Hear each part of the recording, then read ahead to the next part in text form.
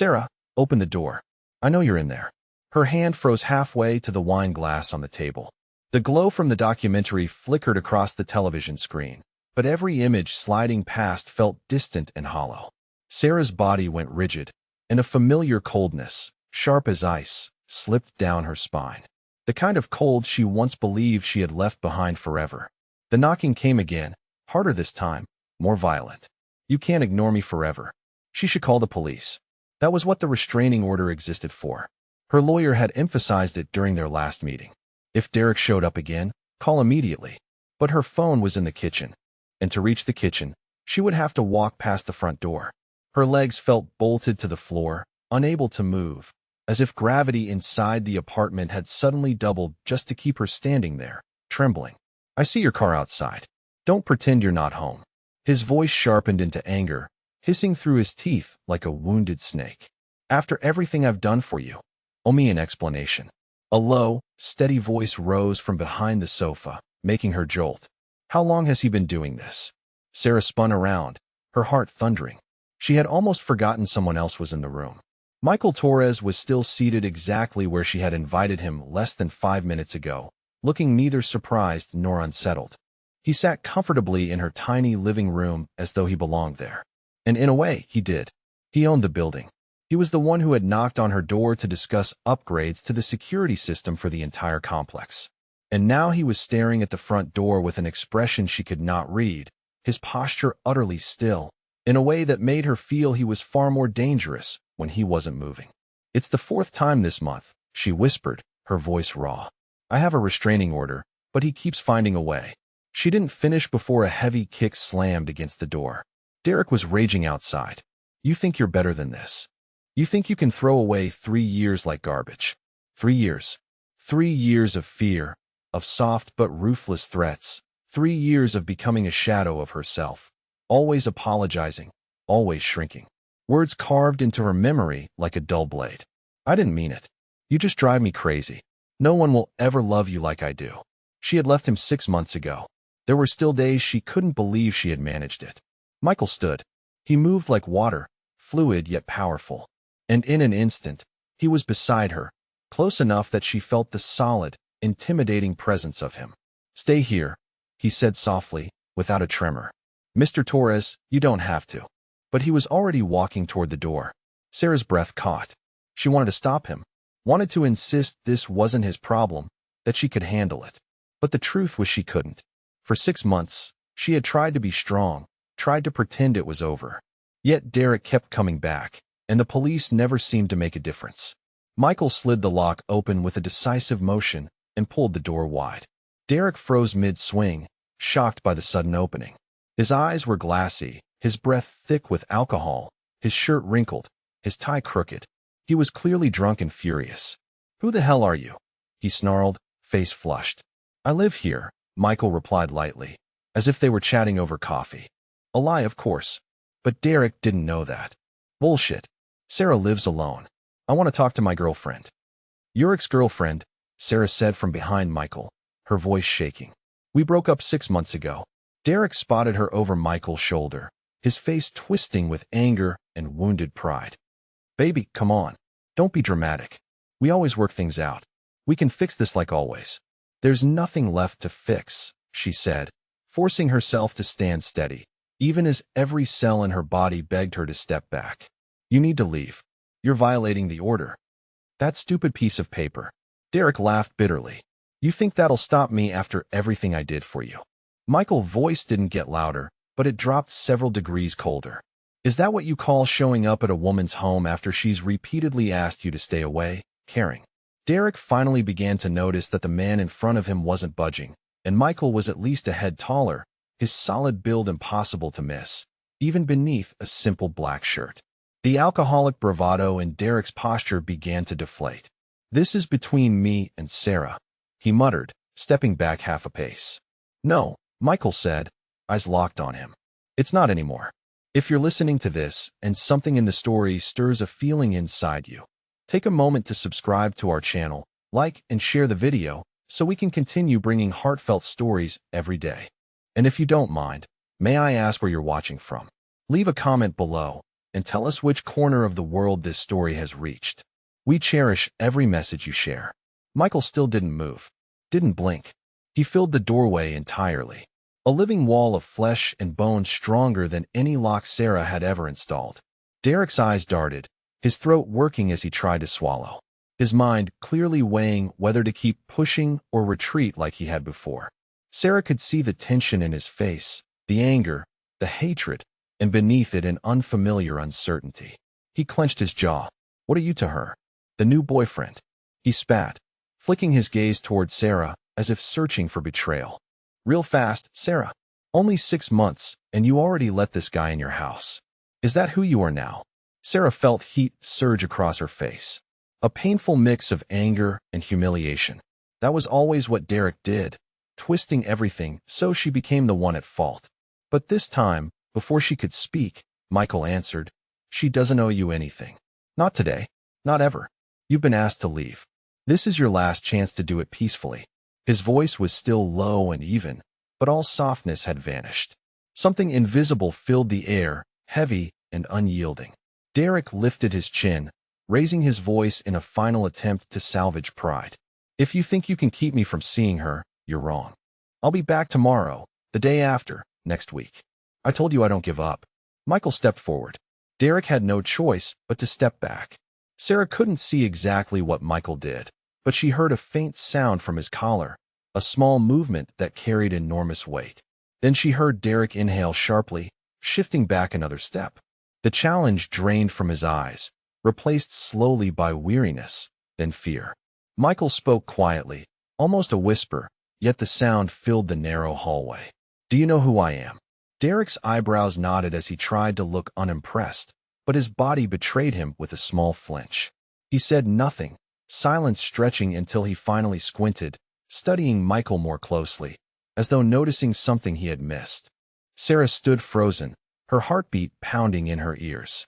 She didn't know what Michael had said, didn't know what influence he carried, but she saw Derek's face change. The flesh faded to ash, his lips trembled. "Oh God, I didn't know." Michael didn't step back. "Now you do. And I'll say this only once. You will forget this address, her number, even her name. You will not show up at her job. You will not reach out to her friends or family. If you appear anywhere near her again, I won't need the police." Derek stammered. "Are you threatening me?" Michael corrected, his eyes like cooled steel. "I'm explaining the situation to you very clearly, very politely. The choice is yours." A moment of absolute silence followed where the only sound Sarah could hear was her own pulse. Then Derek nodded like a caught thief. "I understand. I'm leaving. I'm sorry. I didn't." Michael cut in, stepping back and closing the door with a firm motion. Sarah heard frantic footsteps racing down the hall, then the stairwell door crashing open and shut, and then nothing. She dropped onto the sofa without remembering how she moved. Her entire body shook, her fingers laced together so tightly they hurt. Michael locked the door, slid the bolts into place, then turned toward her. "I'm sorry," she blurted, the words spilling out on instinct. "I'm sorry you had to see that. I'm sorry I brought this to your door. I'm sorry I couldn't, Sarah." He interrupted gently, taking a seat on the coffee table in front of her until their eyes were almost level. "You did nothing wrong." The words were simple, soft, yet they struck straight into her chest. She had heard them before from her sister, from the counselor at the women's center. But from him, after everything that had just happened, they reached a part of her that had been locked tightly shut. "What did you say to him?" she asked, her voice still rough. Michael smiled faintly, not arrogant, just calm. "I only reminded him that there are worse things than attracting police attention." "You won't," her voice cracked. "You won't hurt him, will you?" "I don't need to," Michael said, leaning back. Men like him are only loud when they think they're the most dangerous person in the room.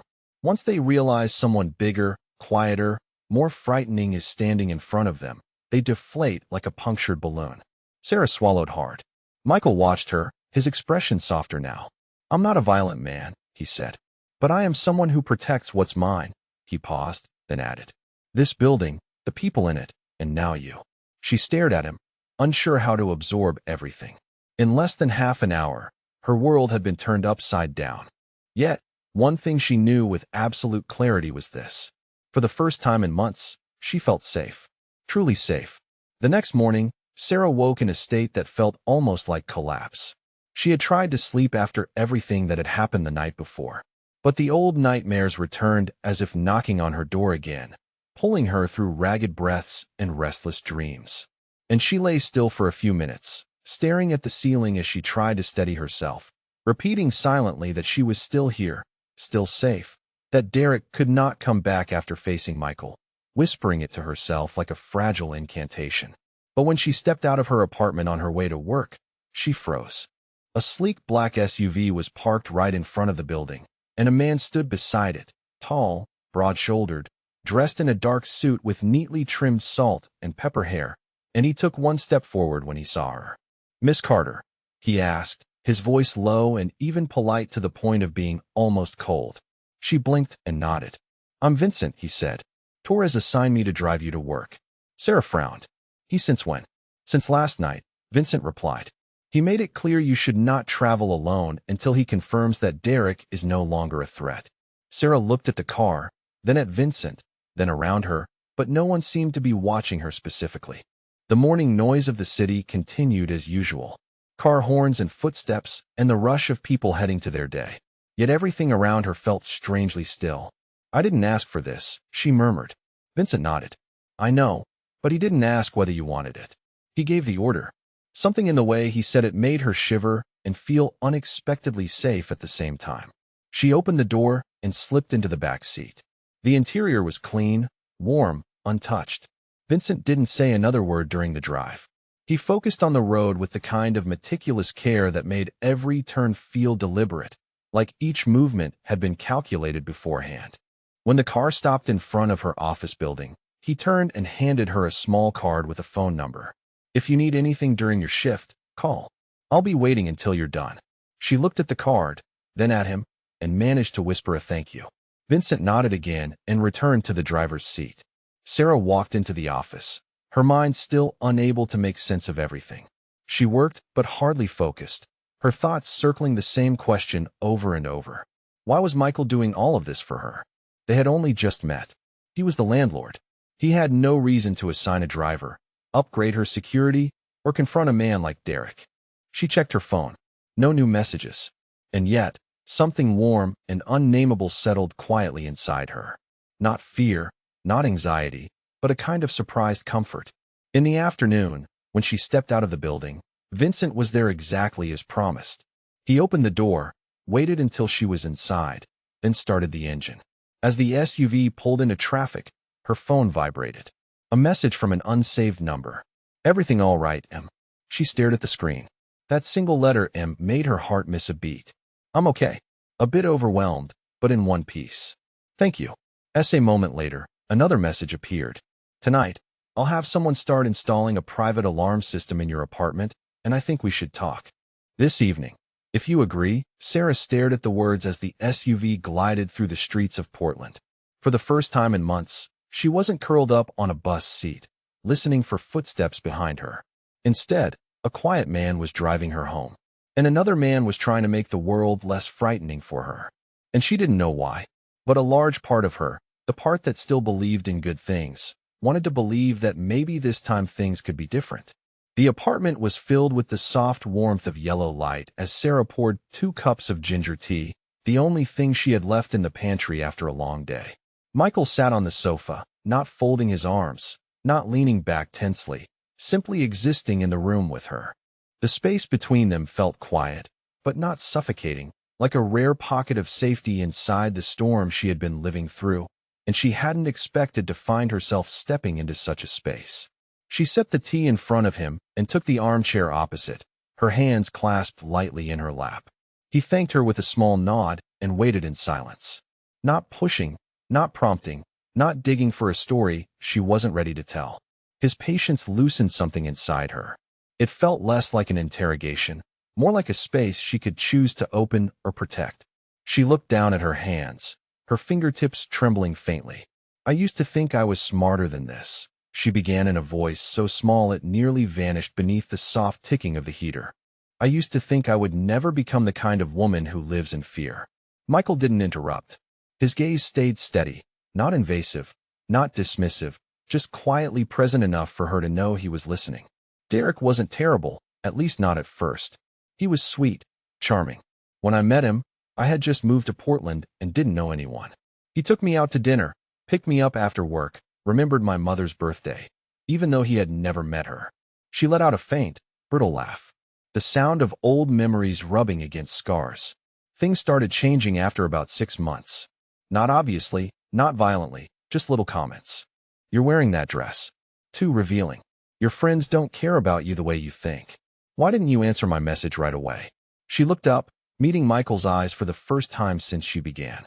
Do you know that feeling when someone starts choking you without using their hands? Just with their words.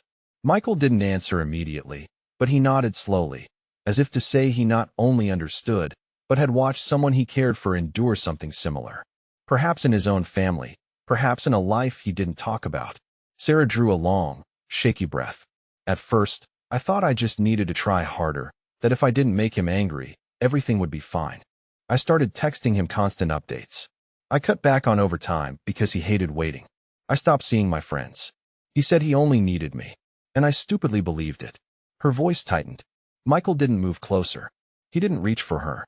He understood that sometimes space was the only thing holding a person together after he smashed my phone because I got a call from a male coworker. I started hiding everything. I thought if my friends didn't know, they wouldn't be dragged into it.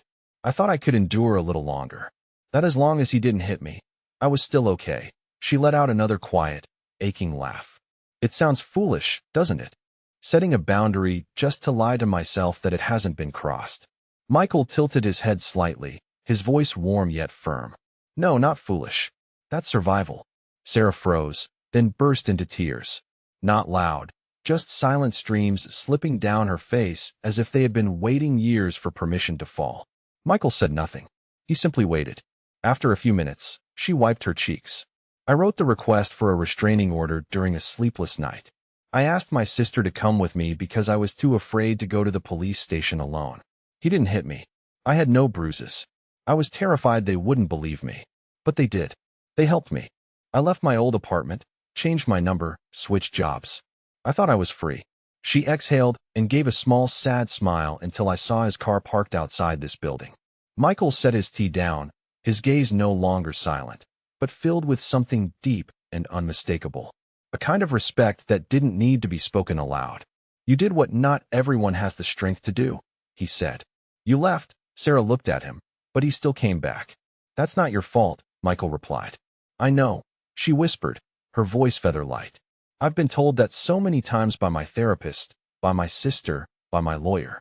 But today, hearing it from you after everything that happened, I think for the first time, I believe it. Michael smiled. Not a smile of triumph, not pity, but the quiet expression of someone who understood that sometimes the simplest words spoken at the right moment could become the anchor to a drifting soul. I don't want to be anyone's burden, Sarah said, touching the rim of her cooled tea. But it feels like I'm pulling you into all of this too deeply. Michael shook his head slow and deliberate. You're not pulling me anywhere. I stepped in on my own. She bit her lip, her eyes turning red again. But this time it was from relief, from the realization that maybe she wasn't a burden at all, but someone worthy of being beside another human being without hiding, without shrinking, without bowing her head ever again. Sarah stepped out of the elevator and stopped cold at the sight before her. On the wide rooftop, paved with gray stone, were tables draped in white linens, glass lanterns casting a soft golden glow, and in the distance the shimmering night skyline of Portland stretched across the horizon, the air scented with jasmine and the faint warmth of wood smoke, making her feel as though she had stepped into another world far removed from the chaos, fear, and wounds she had only begun to reveal the night before. Michael was standing near the railing with his back to her, the fitted black suit sharpening the clean lines of his frame. And when he heard her footsteps, he turned, his eyes bright with something close to satisfaction. I thought you liked open spaces, he said. Not as a question, but as a certainty. Sarah smiled, walking toward him. You're right. How did you know? Michael pulled out her chair before taking his seat across from her. I pay attention. Those two simple words spoken in his low, warm voice made her heartbeat stagger for a moment. A man who noticed not to control, not to monitor, but because he wanted to understand her. The food arrived, simple yet elegant Italian dishes, and red wine filled their glasses. Sarah didn't ask the price, though she was sure the place wasn't cheap, and she told herself she should allow the evening to be what it was, a small reward after a long season of running. "Where were you born?" Michael asked as he cut into his steak. "Minnesota," Sarah replied. "A small town, snow every winter. Nothing ever changed. I thought it was home until I left." "And your parents?" "My mother died when I was 13. My father didn't really know how to raise a daughter. Thank God for my sister. She's like a mother and a best friend in one." Michael nodded, letting her guide the pace of the conversation. Sarah looked at him. "What about you? Your background sounds mysterious."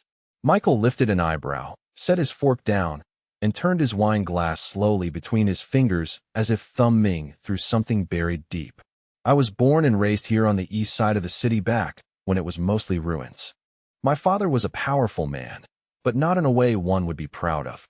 He did business with people no one should ever deal with. By the time I was 16, I knew how to launder money, how to keep silent, and how a person could disappear over saying the wrong sentence." Sarah stayed quiet. Michael wasn't boasting or dramatizing. He recounted his past as something inseparable from who he had become, a foundation he had been forced to rebuild, brick by brick. "I didn't want to follow in his footsteps. But you can't shed everything overnight. I started buying old buildings, fixing them, renting them. I figured that if I owned even a small part of the city, I could make that part safer." He looked at her. "Like your building." Sarah felt her chest tighten, not in fear, but in understanding.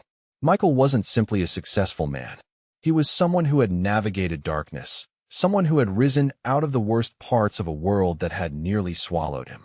And instead of letting it shape him into something cruel, he shaped what he could into something safer.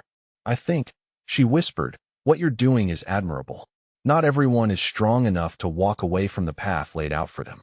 Michael smiled, imperfect, but sincere. "I'm not stronger than anyone else, Sarah. I just know I don't want to live in fear, and I don't want the people around me to live in it either." They fell into a quiet that settled gently between them, while the city lights flickered like falling stars in the distance. And for the first time in weeks, Sarah leaned back in her chair and felt herself begin to relax. She didn't know what lay ahead, but in this moment here with this man, she knew she had taken her first step out of the shadows. And perhaps the light wasn't as far away as she once believed. After dinner, Michael led Sarah up one more level through a narrow iron staircase behind a small door a server opened only for them. And when the metal door to the upper rooftop swung open, she gasped softly. The entire city stretched beneath them, glittering like an embroidered tapestry of lights with no tables, no voices, only strands of tiny bulbs lining the railing and a few neatly trimmed potted plants. Michael pulled a key from his pocket and locked the door behind them. "This place is mine," he said gently. "Whenever I need to think, I come up here."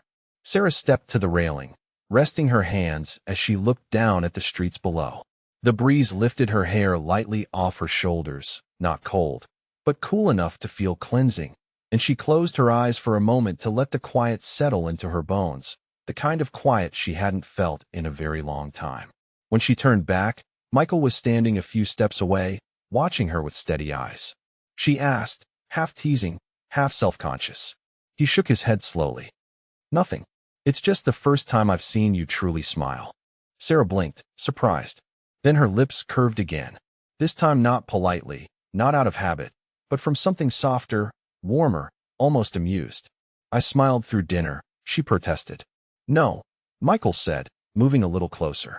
"Those were polite smiles, the kind people wear when they don't want anyone to notice they're anxious. But now you're smiling like you're exactly where you're meant to be." Sarah didn't answer because he was right. She hadn't realized it, but her entire body felt lighter, as if fear and tension and vigilance were slowly dissolving under the soft glow of the lights and his calm presence. "Maybe I forgot to be afraid," she said, her eyes drifting back toward the low buildings in the distance. "This feeling is strange, but it's nice. I want you to feel it more often." He stood beside her, close enough that his warmth brushed her shoulder. "Not because of me, but for your own sake." Sarah turned her head to look at him. The upward glow from the railing lights carved gentle angles along his cheekbones, deepened the shadows of his eyes, but there was nothing cold in them. "You know," she murmured. I used to think I wasn't worth kindness. Michael looked at her, silent. Derek made me believe I was difficult, weak, demanding. It took me a long time to separate what he said from who I actually am. Michael didn't touch her, but his words felt like the softest touch she had known in years. And you've managed to do it. Sarah smiled again, a real smile, clearer than the first, and when she looked at him, her eyes held a brightness like she had crossed an invisible threshold. Not completely, but I'm trying. Michael gazed at her as if she had lit up the whole space around them. And in that moment, Sarah understood that he didn't see a damaged woman or a fragile survivor. He saw her strength, her endurance, the way she still stood tall despite a world that had tried to break her. And somehow the way he looked at her made her feel beautiful in a way she had never understood before. Not a beauty of appearance, but the beauty of someone who had walked through darkness and still chose the light. After that night, something between them shifted in a way that was neither loud nor declared, but quiet and steady like the rhythm of breathing. Michael didn't call often, but he always sent a message in the morning and another late at night. Short questions filled with a kind of care Sarah had begun to wait for, as if it were a gentle new habit. And though they never labeled what they were or gave their connection a name, whenever Vincent came to pick her up, he always asked about both their schedules as though it were the most natural thing in the world. Some afternoons they walked together around the neighborhood, stopping at a tiny shop that sold warm cookies, or sitting silently on a park bench, watching children run through the grass. No one mentioned the word love. No one reached for the other's hand. Yet the way Michael looked at her when she talked about her childhood, and the way Sarah laughed when he grimaced at overly bitter coffee, said far more than any confession could. And the Prosec was not distance created by fear, but the respectful patience of two people who understood that whatever was forming in the quiet required time, not urgency. Michael did not push. Sarah did not retreat. They simply walked beside each other, close enough to feel the presence of the other, far enough that each remained themselves. And in that quiet, a deeper thing began to take shape. Nameless, unforced, the unmistakable sense that if one day they stepped closer, neither would turn away. That morning, Sarah arrived at the office as usual, carrying her large cup of coffee and the familiar calm that had begun settling in her chest. She was sleeping better, breathing easier, and when she looked in the mirror, her eyes no longer carried the heavy exhaustion they once did. But peace is sometimes only a thin layer of fog, and it dissipates quickly. Around 10 o'clock, she was sitting in a meeting with the accounting team when an assistant rushed in, pale and shaken, stammering that a man was waiting at reception, insisting on seeing her. And Sarah felt a cold ripple down her spine at the description. Tall, short hair, wrinkled shirt, restless eyes, and a harsh tone. She didn't need any more details to know it was Derek. Her heart thumped painfully as she stepped out of the meeting room. He was standing there in the lobby of the 14th floor, taller than she remembered, but noticeably worn down. And he turned the moment he saw her, forcing a stretched, familiar smile she had seen 100 times. You didn't answer my messages. I just want to talk. Before she could react, a low voice sounded behind him. She doesn't want to talk. Derek spun around. Vincent stood there, calm, but with eyes sharp as blades. The dark suit and discreet earpiece making him look less like a driver and more like a seasoned bodyguard. And he stepped forward, placing himself squarely between Derek and Sarah. You're causing a disturbance in this building. Leave now, or I'll call security and the police. Derek stared, then barked a laugh, harsh and ugly. Who the hell do you think you are? She's my ex. We have things to settle. Sarah is nothing to you anymore, and your business ended long ago. Vincent didn't raise his voice. He merely stood straight, hands clasped in front of him. But the look in his eyes made Derek step back on instinct. Sarah stood behind Vincent, her body tense as a pulled wire. Yet for the first time, she wasn't frozen with fear. She looked at Derek with no panic, only exhaustion. You have no right to be here. I told you to stop. I have a restraining order, and if you continue, I will let the law intervene again.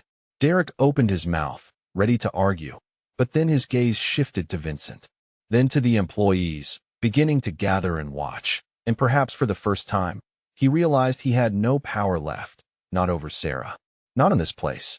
Without a word, he turned and walked away. Long strides unsteady. Vincent didn't chase him or speak. Again, He merely watched until the elevator doors closed. And when they did, Sarah felt her knees loosen. Vincent turned to her, his voice gentle. "I've already informed Mr. He's in a meeting, but we'll call you as soon as he's done." Sarah nodded, her eyes still on the elevator. She knew this wasn't the end. Yet today, she had not been the woman who shrank under the weight of an old shadow. She had stood straight, spoken clearly, and for the first time, she had been the one to push Derek out of her space. It felt strange and right. When Sarah stepped into the quiet cafe near downtown, Michael was already seated in the far corner, away from noise and attention, wearing not his usual suit, but a dark rolled-sleeve shirt, a half-empty cup of coffee in his hand. He stood immediately when he saw her, pulling out her chair with the kind of instinct that came from habit, and his face softened when he realized she was unharmed. "Are you all right?" he asked, his voice low and warm. She nodded, trying to smile, though her emotions were still tangled. "He came to my office," she said, "but Vincent handled it." If he hadn't been there, she didn't finish. But Michael understood. He tightened his fingers around his cup, his eyes darkening for a moment. "He has no boundaries left. That means I need to act." Something in his tone made her pause. "What did you do?" Michael was silent for a moment before lifting his gaze to hers. "I had someone look into his finances. His company isn't under his name, but the cash flow shows signs of laundering. The collateral is not legitimate, and there are at least 3 fraudulent loans." Sarah stared, stunned. "Since when?" "Since he stepped into my building. I will not wait for him to harm you again." She felt her fingers tremble as she gripped her cup. "What are you going to do with that information?" Michael studied her for a long moment. "I'm giving everything to the IRS, then to the bank. Once his accounts are frozen, that company will collapse in less than 3 months." Sarah sat still, her heart tightening. Part of her wanted to see Derek face consequences. Another part could hardly believe the man before her could speak of dismantling an entire life with such calm certainty. "Michael," she whispered, that would destroy him." Michael didn't react immediately. He leaned forward slightly. "He destroyed 3 years of yours. Made you believe you had no worth. Made you live in fear. How many others like you exist that you don't know about? How many fell into his hands and never spoke up? If I let him continue, that would be the real wrongdoing." Sarah sat quietly, torn between emotion and hesitation. She had never had anyone defend her like this, never seen anyone act with such conviction not to control her, but to protect her in a way that made her feel safe rather than small. And at the same time, it reminded her that Michael did not belong to an ordinary world. He came from a place where power did not need to shout, and justice could be delivered without a courtroom. "You're doing this because of me?" she asked softly. Michael nodded without a moment's pause. "Because of you and because of me. I don't tolerate anyone believing they can harm someone I care about without consequence." Sarah didn't know what to say. She looked down at the cup in front of her, gratitude weaving with trembling disbelief. Derek had made her feel like something small and disposable, someone unworthy of protection. Yet now, merely because she had chosen to stand and speak, a man like Michael was willing to take down an entire system for her.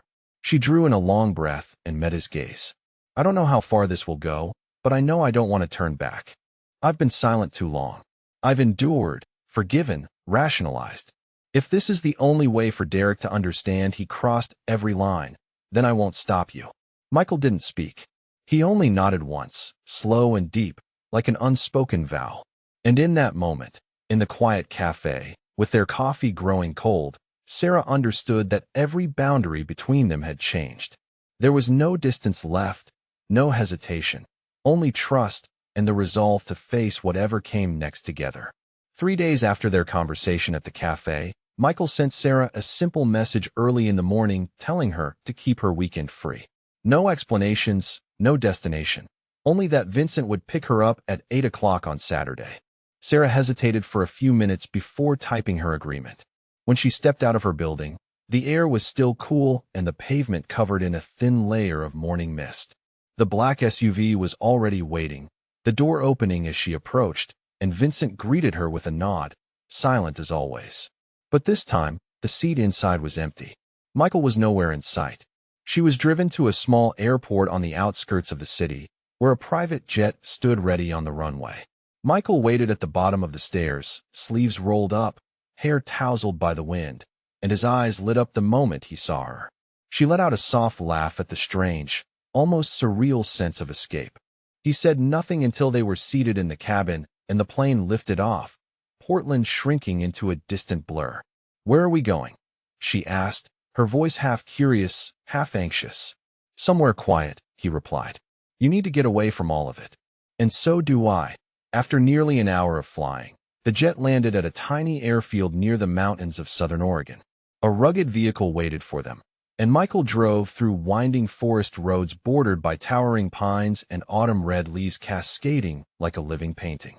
Eventually, they reached a secluded wooden cabin nestled deep in the trees, the only sounds the wind and the distant calls of forest birds. Sarah stood in the small clearing, breathing in the crisp air, and understood suddenly that Michael had been right.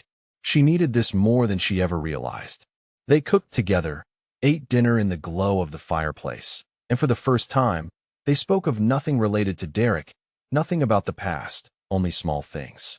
Sarah told him she once wanted to be a photographer because her mother always carried an old film camera and captured every quiet moment of life. Michael admitted he once thought he would become a chef if his life had not veered down the path his father carved. "You can still take pictures," he said when she confessed she had abandoned that dream. "You can start again anytime." Something in the way he said it, so certain, so trusting, made her look at him a little longer. Not because of the advice, but because he believed in her even when she struggled to believe in herself. When night fell and the air turned colder, they sat together on the long bench outside the cabin, wrapped under a thick blanket, sipping hot cocoa. No music, no romantic lines, just two wounded souls who had once doubted everything, now sharing a rare, quiet moment. When Sarah rested her head on Michael's shoulder, he didn't move away. He simply tugged the blanket to cover them both, holding her as though she were something precious he didn't want to lose. In the slow rise and fall of their breathing, Sarah realized she wasn't afraid anymore. Not of Derek, not of the past, and most miraculously, not of the future. Because for the first time in her life, it wasn't a dark, endless void, but a road slowly filling with light. A road she no longer had to walk alone. The mountain night was so still that she could hear the soft crackle of the fire in the stove and the faint rustle of leaves falling onto the cabin roof.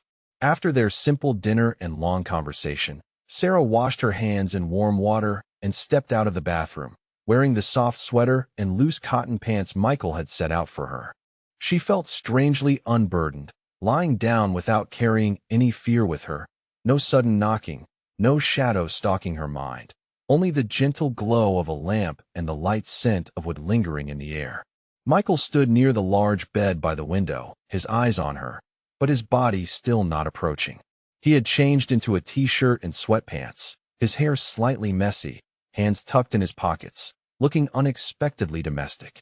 He asked quietly if she would be comfortable with him sleeping in the room that night on the other side of the bed without touching her, without expecting anything, only to be present. Sarah looked at him for a few seconds, then nodded. There was nothing in his eyes that felt demanding or presumptuous. If anything, the fact that he asked made her feel more respected than she ever had before. They got under the blanket from opposite sides, the bed wide enough to keep a small space between them. She turned her back toward him, but her body no longer tensed the way it once did when someone shared the room. Instead, she listened to the steady rhythm of his breathing, her pulse gradually slowing to match it. After a long, quiet stretch, she whispered, "Are you still awake?" "Yes," he replied softly. "Thank you for bringing me here." She couldn't see his smile, but she heard it in his warm response. "You deserve peace." They said nothing else, only the faint tapping of wind against the window and the soft rustle of blankets when one of them shifted. Then, slowly, as if afraid to break the fragile calm, Sarah reached a hand behind her, searching for him. Michael said nothing as he wrapped his fingers around hers. Not gripping, not pulling, simply holding, letting her know he was there. In that hand, she felt something she had never known before. Not hurried passion, not ownership or demand, but quiet, unwavering presence. Wrapped in that warmth, Sarah drifted into the first deep sleep she had in years. The next morning, gentle sunlight seeped through the thin curtains draped over the warm wooden room. Sarah woke still in Michael's arms, her head resting against his chest, his breath steady, his hand still holding hers exactly as it had through the night. She did not want to move.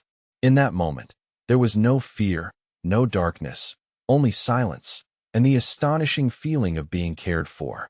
Later, as they sat at the small table with hot coffee and slightly burnt slices of toast, Michael placed his hand on the table and spoke in a low, steady voice. He knew it might be soon, he said, but he didn't want to keep living in two separate worlds. He wanted to wake up every morning seeing her and go to sleep every night knowing she was safe. Then he asked if she would move in with him. Sarah froze, her heart briefly stopping, not because of shock, but because deep inside she had wanted this too, though she never dared name it. She looked into his eyes and saw not a temporary promise, but a place she could return to. She smiled, slow but sure. I want to. In that moment, nothing more was needed. No gifts, no declarations, no fireworks. Only two people who had once been broken, choosing to trust each other and beginning to call one place home. That afternoon, the sky was thick with clouds, and Sarah sat on the balcony of her new apartment, a book in her hand, though her eyes hadn't moved across a single line. Her mind was full of the past few days. So much peace that it almost frightened her. Not because she doubted Michael, but because she feared something might steal this feeling away. As if summoned by that uneasy intuition, her phone vibrated just as a gust of wind flipped through the pages. The caller ID showed Vincent. His voice was no longer steady as usual, but strained. Breath quickened as though he were holding himself together. Michael was attacked. He's in the hospital. She didn't ask a single question. She grabbed her coat, phone, keys, and ran down the stairs as if nothing else in the world mattered. The road to the hospital felt longer than it ever had, each minute stretching painfully in her trembling hands. Her heart pounded. Images of Michael lying lifeless flashing through her mind, even though she didn't yet know what had happened. Vincent met her at the emergency entrance, his expression grave, his eyes tight with worry, though not panicked. He led her to the waiting room, explaining as they walked. He was ambushed, leaving a parking garage after a private meeting. Two men, one with a knife. Michael fought them off, but was badly injured in the shoulder and head. The doctors are working on him. Sarah felt her face go cold, as if all the blood in her body had drained away. She sat heavily in a chair, her hands clasped so tightly her nails dug into her skin until it broke. Though she didn't notice, she didn't cry. No tears came, only a widening emptiness inside her chest, as though losing him would shatter her entire world. Vincent sat beside her in silence, offering neither platitudes nor false comfort. He understood that in moments like this, silence was the deepest form of respect for the fear strangling her heart. Nearly an hour passed, an hour that felt like an entire lifetime before the emergency room doors opened, and a doctor in a green gown stepped out, removed his mask, looked around, and called her name. Sarah jumped to her feet and hurried to him. He's not in life-threatening danger, the doctor said, but he needs shoulder surgery because the cut is deep and he has a mild head injury. Fortunately, he was brought in quickly. He's being monitored closely. She nodded over and over, clutching her chest as if holding her own heartbeat together. She asked if she could see him, and the doctor guided her toward the recovery room. When she walked in, she saw Michael lying there, eyes closed, skin pale, white bandages wrapped around his forehead and right shoulder, but he was breathing. He was still here. She moved to his bedside, sat down, and touched his cold fingers gently. "I'm here," she whispered, tears finally spilling, falling silently onto the back of his hand. "I'm not going anywhere, Michael. So, you're not allowed to go anywhere either." She stayed there for hours, unmoving, uncaring of time or anything else. In that stark white room filled with quiet and the steady rhythm of machines, love did not need to be spoken aloud. It lived in presence, in a breath that still rose and fell, in a hand she refused to let go, enough to keep her standing in the middle of the storm that had just crashed into their lives. 2 days after the attack, while Michael still lay in the post-operative care room with white bandages wrapped around his shoulder and forehead, a plainclothes officer appeared at the hospital. He introduced himself as Lieutenant David Chun from the Criminal Investigation Division of the Portland Police Bureau, his face calm, but his eyes sharp and probing like a blade honed to precision. Sarah was seated beside Michael's bed when the nurse stepped in to announce someone needed to see him. And before she could decline, the officer was already standing in the doorway, notebook in hand, and his badge glinting under the fluorescent light. Michael instinctively tried to sit up when he saw him, but Sarah immediately placed a gentle hand on his shoulder, urging him to remain still. Lieutenant Chen spoke politely, explaining that he only had a few routine questions for the investigation and that it would not take long. He stepped inside, pulled up a chair, and uncapped a silver pen poised over a blank page. "Torres, do you know anyone who might want to harm you?" Michael closed his eyes for a brief moment before opening them again, answering in a rough voice softened by pain medication. "I run businesses," he said. "Sometimes competition gets intense, but knife attacks are not typical forms of competition." Chen nodded, jotting something down, then fixed his gaze directly on Michael. "Competition in what industry?" There was a pause before Michael answered. "Real estate, investments, a few private ventures." Chen looked at him as though waiting for something more honest, then asked, "Have you ever been associated with corporate entities or individuals previously investigated for money laundering, loan sharking, or other illicit activities?" Sarah saw Michael's body tense, not out of fear, but with the stillness of someone who had heard questions like these his entire life. He replied without hesitation, "No, I have worked with many partners. If any of them were under investigation, I was never informed." Chen nodded again, though the edge in his eyes did not soften. "Then are you aware that we found no surveillance footage from the garage where the attack occurred?" Michael raised a brow. "No footage." Chen said the cameras were disabled 10 minutes before the incident. No direct witnesses, and the two assailants wore hoods, acted fast, efficient, professional. Sarah felt her throat go dry.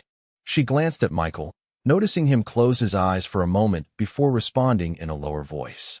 "Then someone planned it in advance. I do not have personal enemies bold enough to do something like that in public." Chen stopped writing, snapped the notebook shut, and leaned back slightly. "There is something odd, Mr. Most attacks of this type target the victim when he is alone, in the dark, in a quiet place. But you were attacked in a commercial garage at peak hour. It looks less like someone wanted you gone and more like someone wanted you found in time." Michael did not respond, not because he had nothing to say, but because he was choosing his words with extreme care. After a long beat, Chen rose to his feet. "We will continue the investigation. If you remember anything at all, call me." He placed a card on the bedside table, nodded briefly at Sarah, and left. The door closed softly, and the room fell back into silence. Michael stared at the ceiling for a long moment before speaking. "They suspect me. I can see it." Sarah tightened her grasp on his hand. "They will not find anything because you have done nothing wrong." Michael turned to her, something different in his eyes. Not fear, but a cold, clear realism. "There are things I did before," he said quietly. "Things that leave no evidence, but cannot be erased from how people see me. I have crossed lines, Sarah, but I am trying to live differently now." She did not release his hand. "I know, and they will see that too. But if there is anything you have not told me, tell me now." Michael was silent for several seconds, then nodded slowly. She knew the moment was coming, and it would not be easy, but she also knew that whatever truth emerged, their love now required not only trust, but courage. That evening, when Michael was finally able to sit up and take a few spoonfuls of soup, Sarah sat beside him, folding his napkin quietly. The hospital room hushed, except for the steady beeping of the heart monitor. She spoke no words, only waited. He watched her for a long moment, then released a deep, weighted breath, as though the thing he was about to reveal had lived in his chest for years. He once believed he would never need to speak of it, that burying the past deeply enough would keep it from touching the present. But he had been wrong. Michael began to speak in a low voice, steady, unflinching, without excuses. His father had been an Italian immigrant, a cold-blooded man who called himself a businessman. Though everyone in the Southern District knew he orchestrated what happened behind the curtain, gambling, protection rackets, smuggling, and sometimes even the price of a human life. Michael grew up in that world with no real choice. At 15, he was sent to collect debts. At 17, he witnessed his first beating so brutal the man's face was unrecognizable. Michael never laid a hand on anyone, but he stayed silent. He had learned to live with that silence as part of his reality. Then his mother died in a car accident no one ever investigated. Michael knew she had not been the target, only collateral damage in a dispute between his father and another family within the same system. After her death, he began distancing himself, searching quietly for a way out. But such a world does not release people willingly. Under the guise of real estate projects, Michael began laundering money for his father, learning how to establish shell companies, how to use the law as a shield. But inside, he despised what he was becoming. One night, after a mistake in paperwork forced an innocent man to lose his home, Michael stood before the mirror and no longer recognized his reflection. He knew if he stayed, he would become his father's perfect replica. So he severed ties. He discreetly sold his shares, transferred certain assets to people unconnected to the organization. He did not flee, nor did he betray anyone. He simply stepped out of that life, leaving no trace. It angered several people, but he was luckier than most because he knew the rules, and he knew how to keep quiet. He spent the following years living legitimately, with only faint shadows lingering in his financial history. Shadows no one would see unless they dug deep. When Derek began moving into his market, Michael recognized the type instantly dangerous, not because he was powerful, but because he believed himself untouchable, the same delusion his father once had. Sarah sat motionless, her hands clasped painfully tight in her lap. Michael turned toward her, no longer shielding his eyes. "You have the right to walk away," he said. "I will not stop you, and I will not blame you if you cannot accept this, but I want you to know I am not my father. I chose another path, and I walk it every day." Sarah stared at him for a long breath, held silence, then stood, moved to the edge of his bed, sat beside him, and took his hand. "I do not need someone perfect," she whispered, her voice trembling. "I just need someone who faces their darkness and chooses to leave it behind. You did that, and I believe you." Michael squeezed her hand gently, saying nothing. In the dim light and the sound of rain tapping against the hospital window, a new chapter between them quietly began, built not on sweet promises, but on truth, courage, and the kind of forgiveness only real love can offer. After the night, Michael revealed everything. Sarah did not sleep.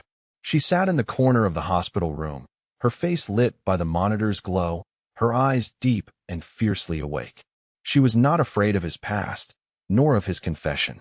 What tightened in her chest was not fear, but the cold, familiar sensation of losing control that she had once lived under for years, with a man like Derek, always reacting, always shrinking to survive.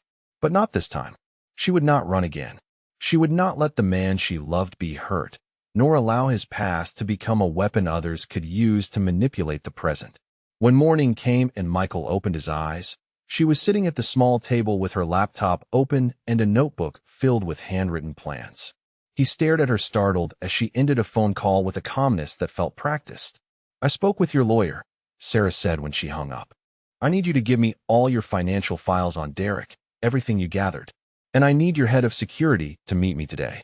Michael pushed himself upright, his eyes narrowing. "What are you planning?"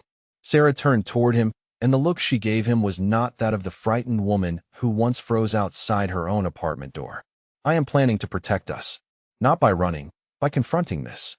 I will take everything to the tax authorities, and I want a civil attorney working in parallel. If necessary, I will testify. I will sign whatever is needed. I have nothing left to lose, Michael, and I will not sit back and watch someone else pay the price for me." Michael was silent. He had never seen her so strong, not because she was fearless, but because she had finally chosen not to let fear dictate her life. He watched her as if seeing her for the first time, and yet she was exactly the woman he had always loved. Only now she was no longer hiding her strength. Vincent arrived by noon. Sarah laid out every step she needed taken, asking him to contact 2 former financial investigators Michael had once worked with. She wanted every document reviewed, every detail prepared, so that once submitted, nothing could be dismissed. Michael watched her with growing awe. Each instruction, each decision, each piece of resolve she put on the table, stunned and quietly proud. He had once believed he would have to protect her forever. Yet today, she was the one standing between him and the world, fighting for him in ways no one else ever had. And in his heart, something unfolded slowly, like sunlight after rain. She was not only the woman he loved, She was the woman he could trust with everything he was. When night fell, Sarah sat again at his bedside, exhausted yet unwavering. "I do not know where this will lead," she whispered. "But I know that if we do nothing, the past will always return. I lived in fear once. Now I choose to stand. And I am not going anywhere." Michael took her hand and held it tightly, his eyes damp, though no tears fell. In that moment, they were no longer two people fleeing their histories. They were a team, facing whatever came next together. The meeting was arranged on a gray afternoon inside an old warehouse by the river that had once served as a transit point for the organization in years past. Michael still could not drive on his own, so Vincent brought them both. But it was Sarah who stepped out first, standing tall, her expression steady and without hesitation. The man waiting inside was Antonio, one of the last remaining links of the old network, once close to Michael's father, and someone who knew exactly what Michael had done and what he had refused to do. Antonio stood with his arms crossed, a look of half-mocking, half-guarded surprise flickering across his face at the sight of a woman entering ahead of Michael. But Sarah did not lower her gaze. She placed a folder on the dusty wooden table and opened it, revealing paperwork, financial statements, photographs, and the names of associates connected to Derek, along with the financial ties between him and one of the shell companies still operating under the remnants of the old organization. "If you do not want to be dragged into the financial scandal the FBI is watching," she said calmly, "then this is your chance to cut loose. Derek is rotting the system from the inside, using the old network for his personal gain. And now there is proof." Antonio glanced at Michael as if waiting for confirmation. Michael gave a slight nod. "It is the truth. And if you do not want the entire organization to go down with him, then let us handle him legally. But if you still think you can control him, then be prepared to drown with him when the IRS and state investigators come in at the same time." Sarah held his gaze without blinking, her voice so steady it seemed she had been born for this moment. A long silence followed. Then Antonio exhaled a humorless chuckle and gave a slow nod. "Fine, we will withdraw, but if there is anything off in this, it will be the last time you ever walk into a place like this." Sarah said nothing. She simply closed the folder, turned, and walked out toward the sunlight where Michael was waiting.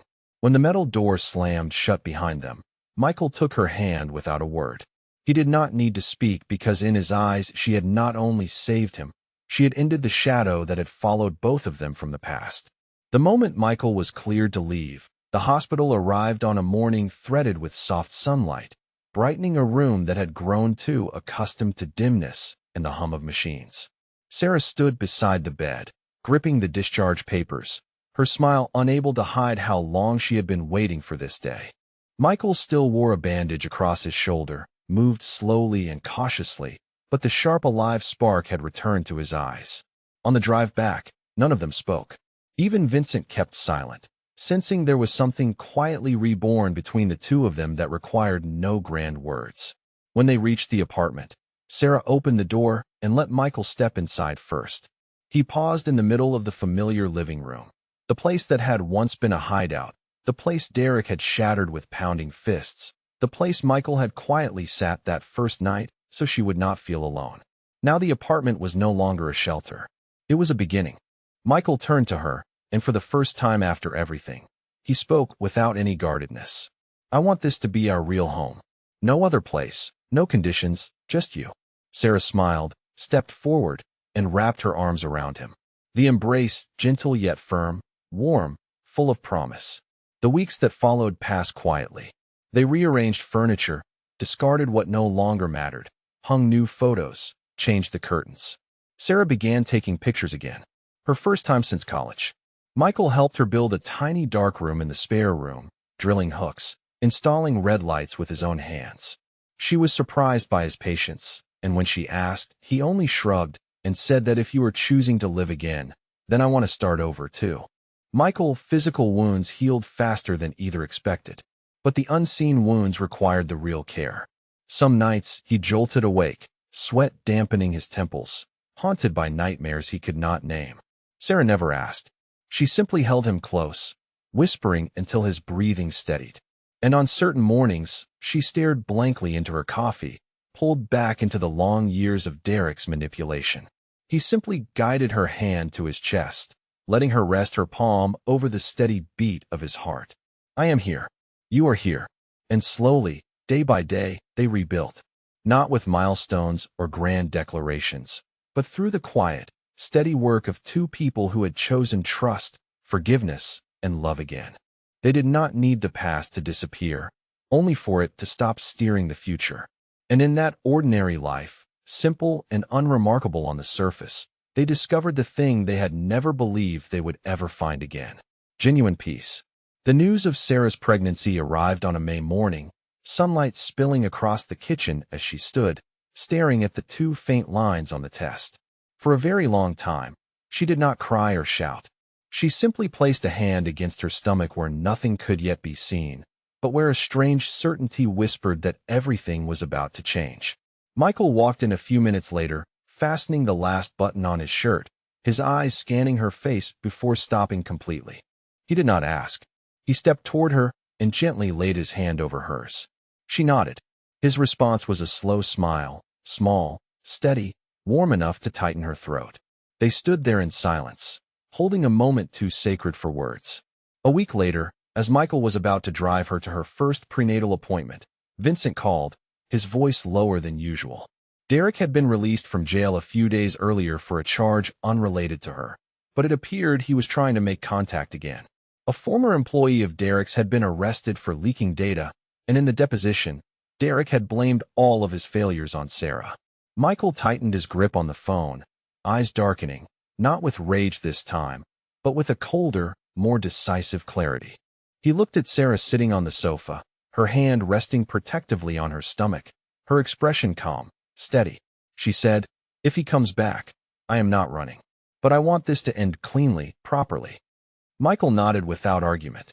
The next day, Derek showed up in the parking lot of an old office building where Sarah once worked.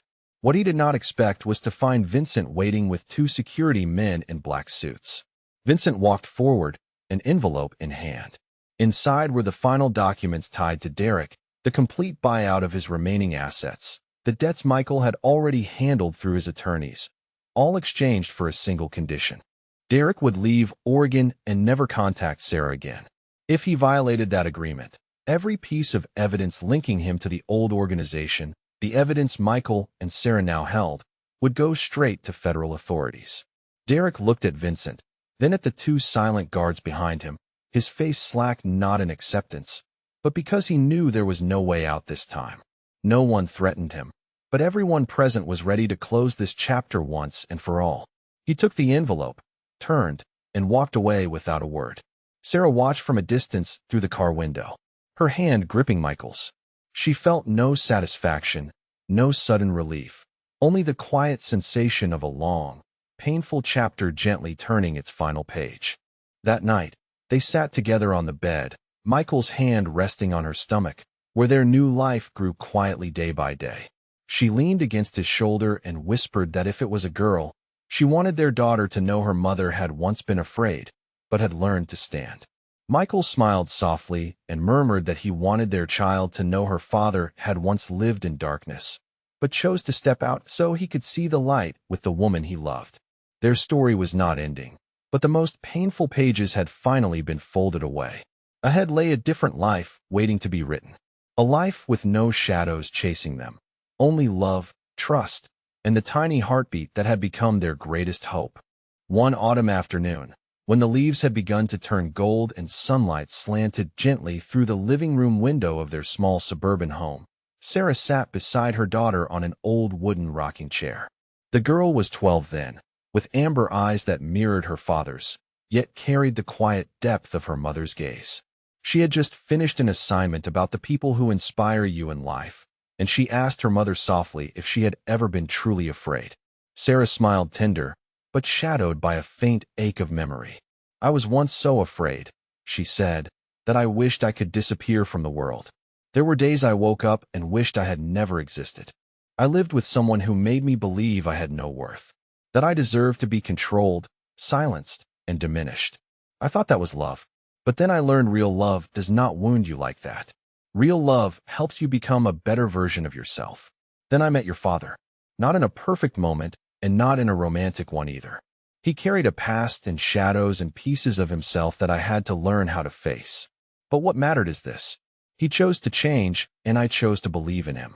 Not everyone is brave enough to walk away from the road they once lived on.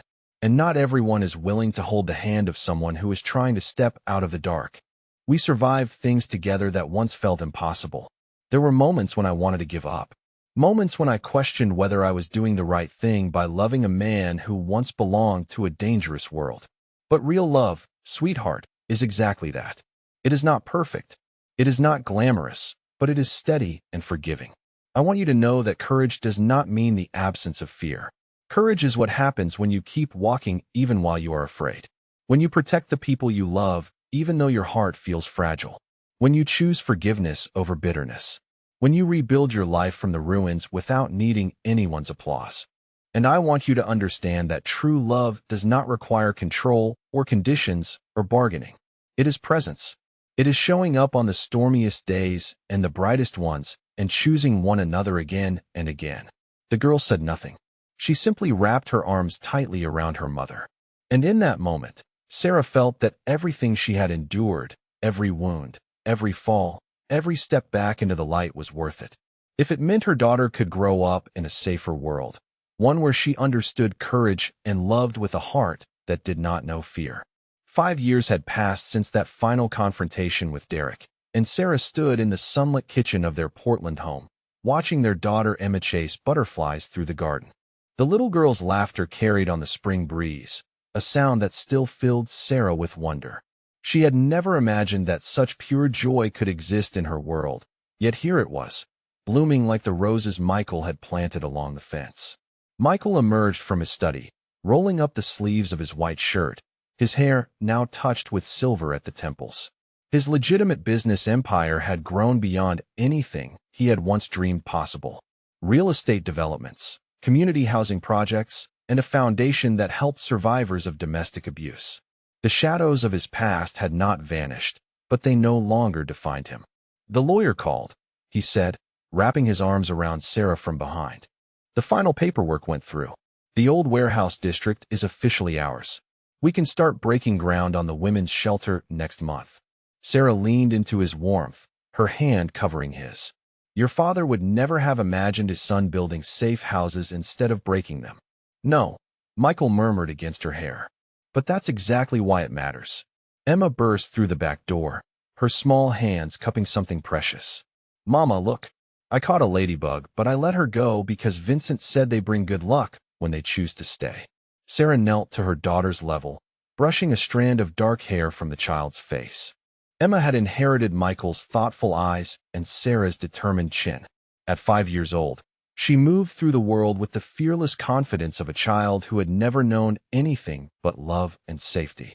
Vincent is very wise, Sarah said, kissing Emma's forehead. Where is he now? He's teaching me how to take pictures with the big camera. He says I have an artist's eye, just like you. Vincent had become more than Michael's head of security over the years. He had become family, a quiet guardian who treated Emma with the gentle devotion of an uncle. His own past remained largely unspoken, but Sarah had seen the way his eyes softened when Emma ran to him with scraped knees and wild stories. The afternoon light was beginning to slant golden through the windows when Michael's phone rang. His expression grew serious as he listened, his jaw tightening in a way Sarah recognized. When he hung up, the peaceful quiet of their home felt suddenly fragile. What is it? Sarah asked, though part of her already knew. Vincent's been tracking some unusual activity. Someone's been asking questions about me. About us. Someone who knows the old names, the old places.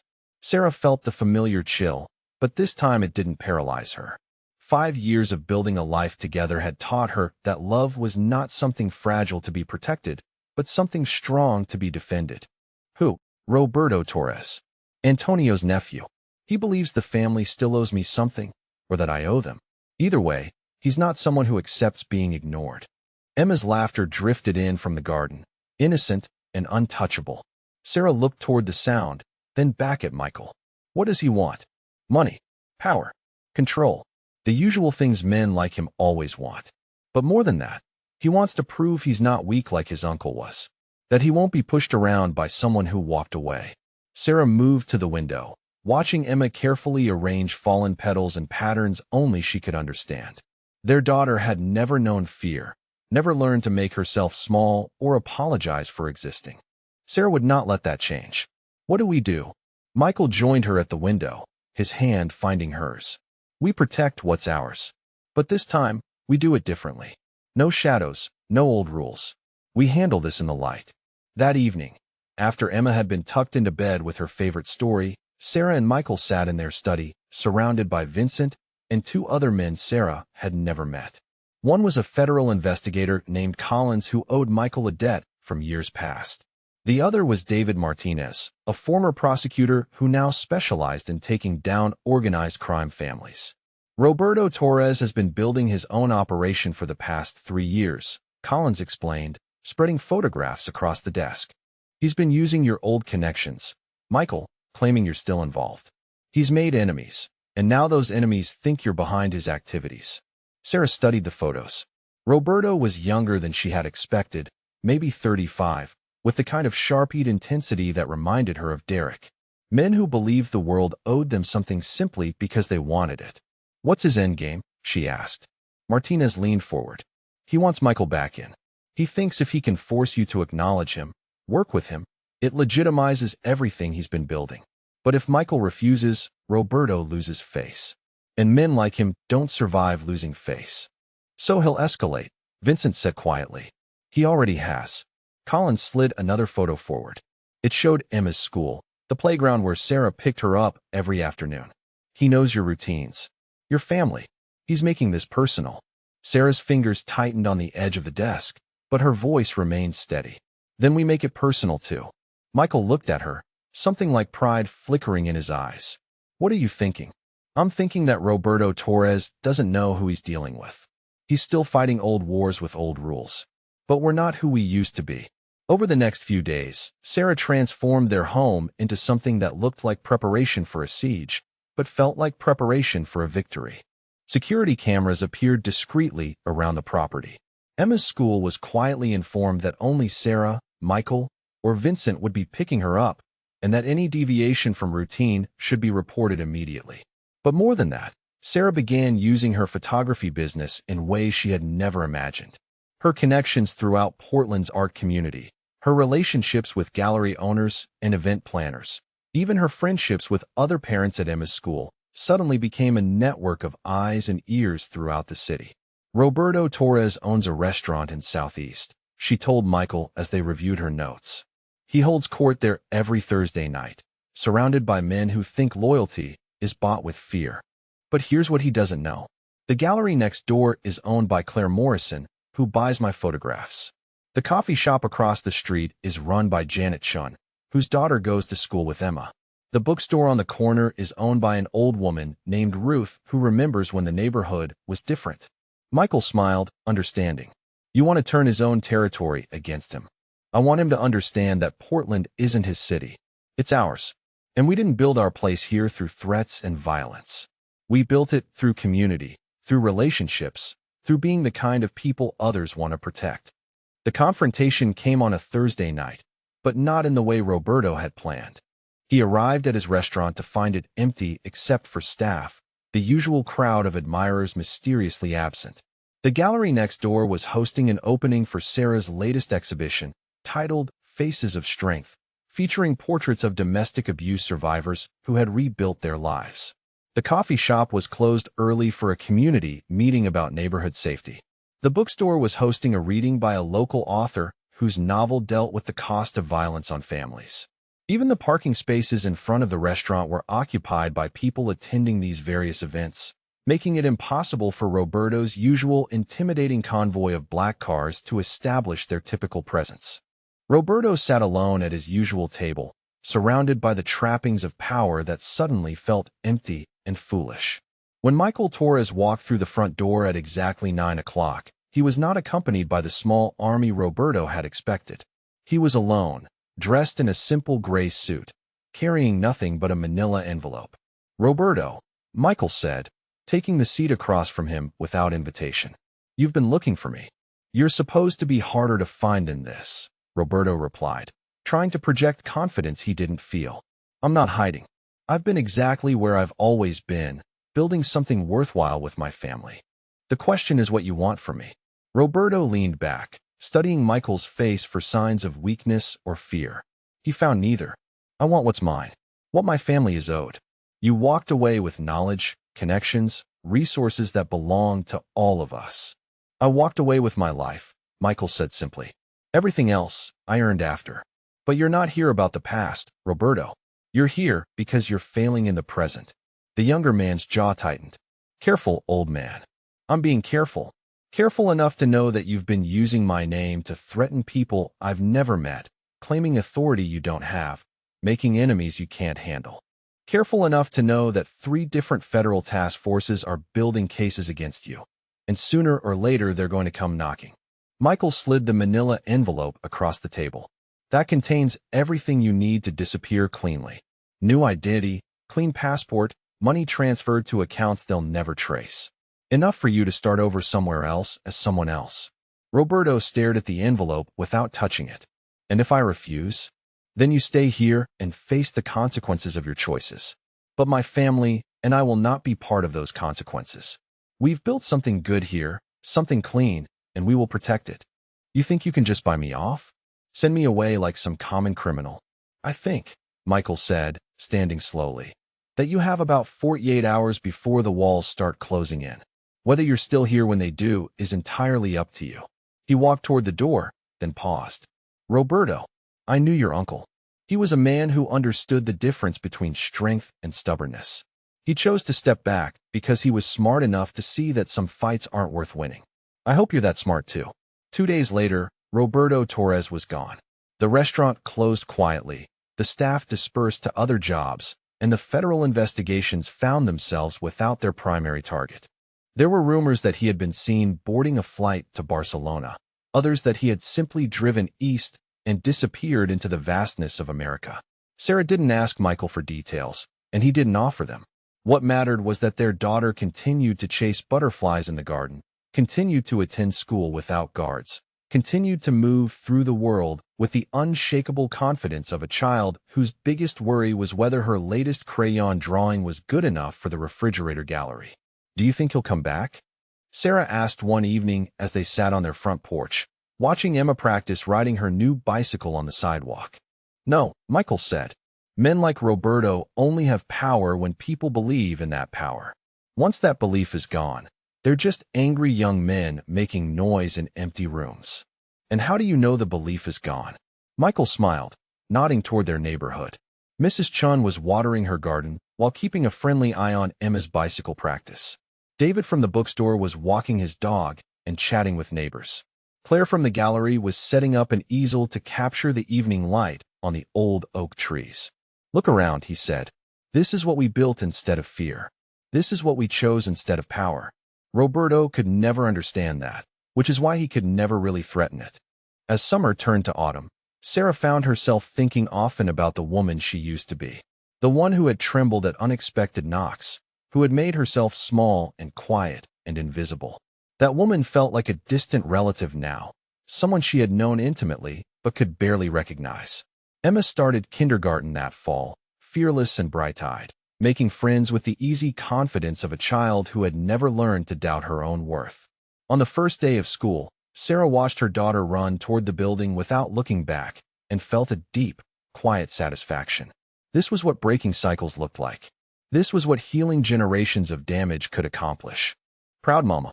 Vincent asked, appearing beside her as they watched Emma disappear through the school doors. Proud of all of us, Sarah replied. We did this, Vincent. We chose love over fear, and look what grew from it. Vincent nodded, his usual stoic expression softened by something that might have been happiness. The child has your courage and his determination. She'll be formidable, but not hard, Sarah said quickly. Never hard. Strong, but not hard. No, Vincent agreed.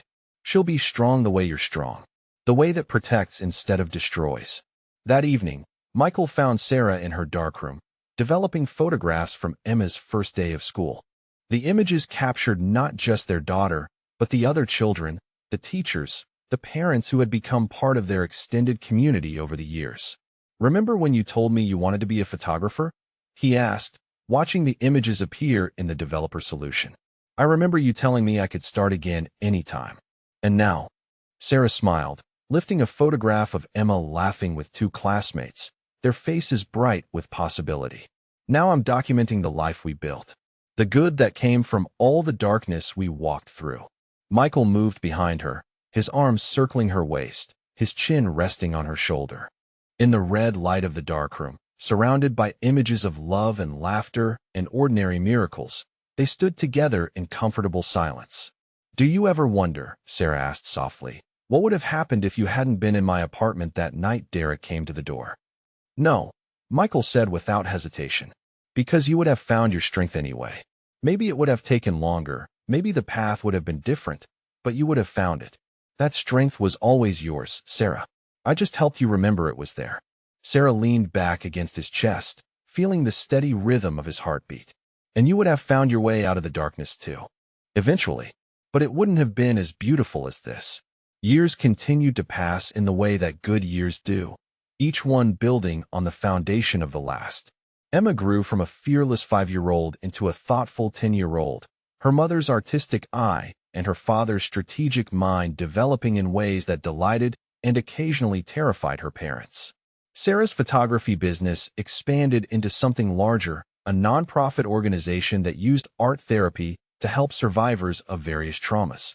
Michael's developments had transformed 3 neglected neighborhoods into thriving communities where families could afford to live and children could safely play. Vincent remained their constant guardian and friend, though he had acquired a family of his own, a quiet woman named Maria, and 2 children who called him Papa with the same adoration Emma had always shown him. On Emma's 10th birthday, as the adults cleaned up after a party that had filled their backyard with laughter and cake and the chaos of childhood friendships, Sarah found herself standing at the kitchen window, watching her daughter teach Vincent's youngest how to identify different types of butterflies. "What are you thinking about?" Michael asked, joining her with 2 glasses of wine. "I'm thinking about that woman I used to be," Sarah said, accepting the glass. "The one who thought she was too broken to ever be loved properly, too damaged to ever create something beautiful. And I'm grateful she was wrong. But I'm also grateful she survived long enough to find out she was wrong." Michael raised his glass. "To survival. And to everything that comes after." "To everything that comes after," Sarah echoed, as the sun set over their life, painting their garden in shades of gold and amber. Emma's laughter mixed with the evening breeze, carrying the promise of all the tomorrows yet to come. The past had not been erased, but it had been transformed into something that strengthened rather than weakened, something that taught rather than terrorized. In the end, Sarah realized, that was what real victory looked like. Not the absence of scars, but the presence of love strong enough to transform those scars into sources of wisdom and compassion. Not the elimination of all shadows, but the choice to walk steadily toward the light. My dear friend, if you have stayed with us through both parts of this emotional journey, thank you for walking alongside Sarah and Michael as they transformed their pain into purpose, their fear into courage, and their scars into strength. What about you? What darkness in your own life might be waiting to be transformed by love? What fear might be hiding strength you never knew you had? Share your thoughts with us in the comments below. We read every word you write from the heart. If this story touched something inside you, please remember to like, share, and especially subscribe to our channel so you can continue joining us in the meaningful, heartfelt journeys ahead. Every subscription from you is a tremendous encouragement that helps us create more stories that matter each day. Thank you for spending your time listening.